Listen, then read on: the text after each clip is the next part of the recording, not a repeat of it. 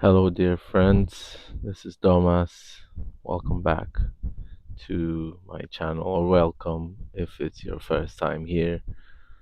Today I'm again in the forest. Just have a look around. Well, I'm by the pavement, so people can walk anytime. People can walk through anytime. But I wanted to continue on the topic of being alone, and I wanted to read you something that I wrote down. So hopefully you'll enjoy it, and hopefully you'll have a nice day after this, whether you'll be alone or not, but hopefully you'll enjoy it. Being alone can invoke a lot of different feelings. I tend to spend my time mostly alone, but only sometimes I feel lonely. A lot of the times I feel a deep connection with myself, like there is someone else listening on the inside, some little being. Someone once said that God hides in humble places, or God is humble himself, so you can find him under a little rock or in a leaf of a tree. Nature is humble, and when you're alone, all one, in a forest, you really don't feel alone. Sometimes I get good advice from my surroundings, but only when I hear it from myself I can really incorporate that in my life. When I was little, I remember wanting to do things myself, not accepting the help of my elders. I would get angry. I was very independent. I think partly it was because I knew that if I don't learn to do something myself, I basically haven't learned it at all. Nowadays, I find peace by being alone. It's true, sometimes I need other people. We all need others. We wouldn't exist if we weren't different personalities liking different things. When you think about the whole world and the size of us all and how the world was built, nothing would be done by one person. It's groups of people, organized people who have done great things.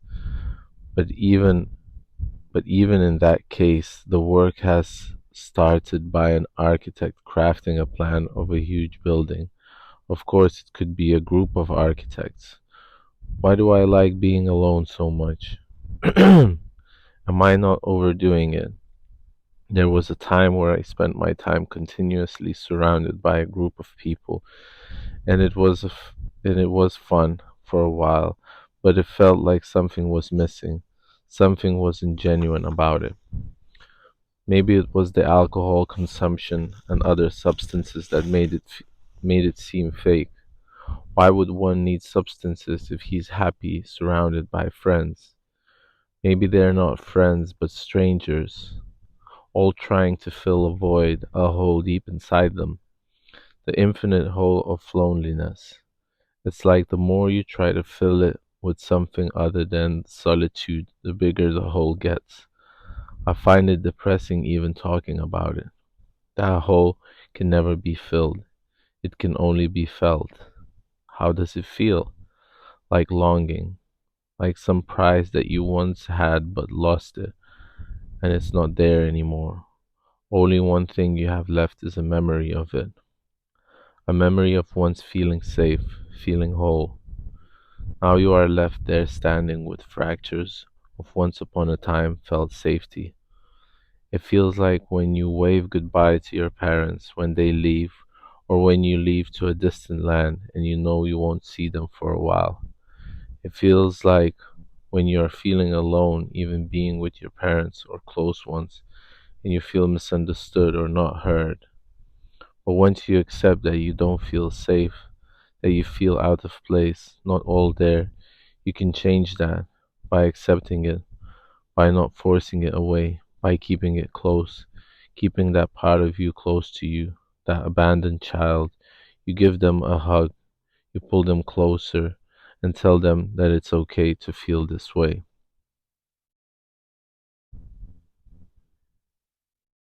To hold your own hand.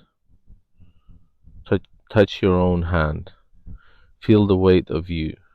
You belong here. Nothing can stop you, only you. You have the force within you, and it really is that force. You are the force, like in Star Wars. Sometimes you won't feel like you are at home in your own house, your body.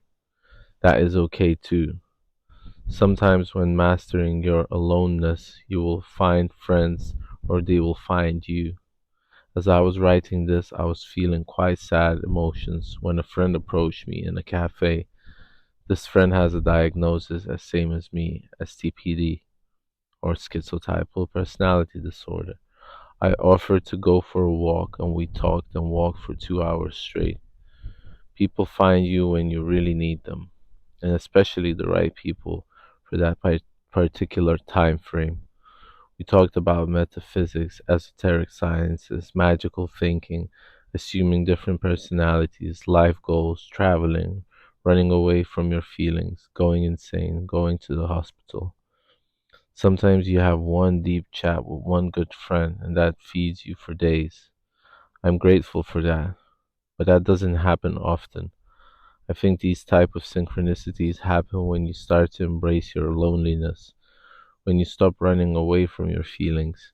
You become good with yourself, then you're good with the other. When aloneness doesn't frighten you anymore, you smile because you know that feeling will come again and again until one day it won't. I think then you'll know you have completed something.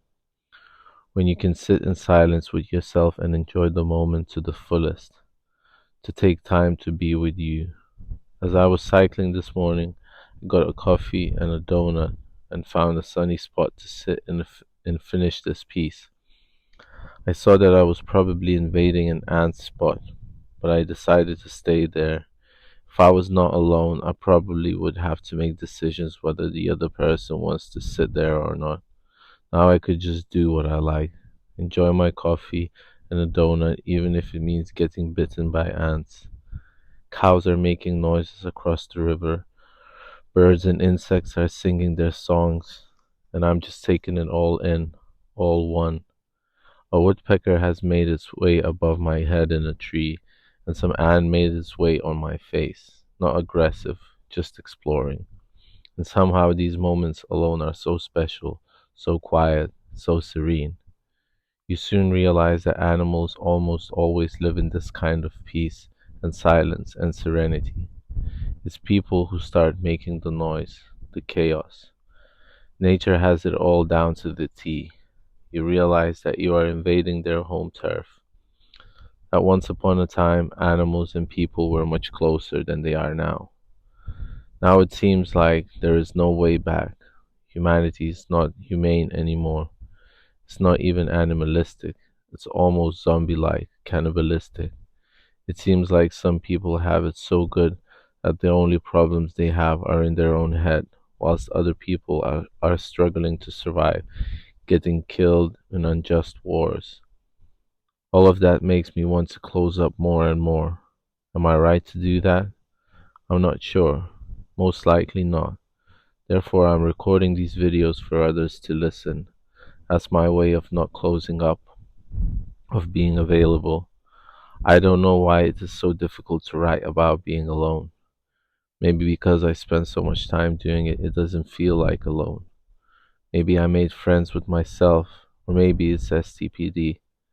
Since it's an offshoot of schizophrenia, I do feel sometimes like I'm talking to someone else inside me, apart from me. I don't hear voices, none at all, but the but but the conversations get so intense, so self-judgmental sometimes. I feel myself I tell myself out loud, shut the fuck up. And it works for a while. It gets quiet like a forest. I start to watch my thoughts, whether they will appear again, and for a while it seems like they don't, like the voice gets scared or something. I enjoy those moments.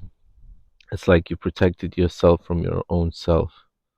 I complimented a woman at the till today on her tattoos.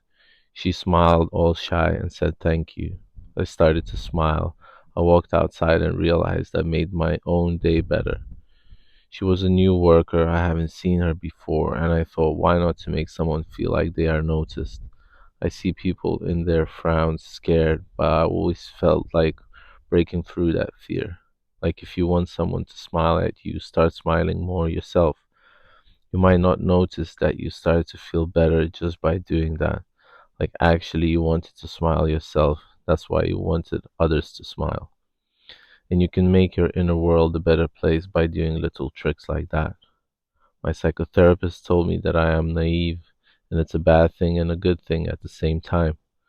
I feel like I want to change how I am, but I really cannot, and I can't change others. I can just accept how I am and how others are and change in this way.